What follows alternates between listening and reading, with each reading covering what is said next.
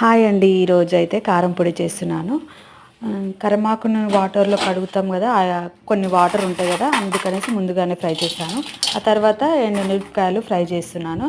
కొంచెం ఫ్రై అయ్యాక కరివేపాకు వేసుకొని ఆయిల్ వేసుకొని కొంచెం ఫ్రై చేసుకున్నాము. మనకేంటంటే ఫ్రై ఆయిల్ వేస్తే కొంచెం క్రిస్పీ అనేది ఉంటుంటే చిటపటలాడినట్టుగా ఉంటుంది.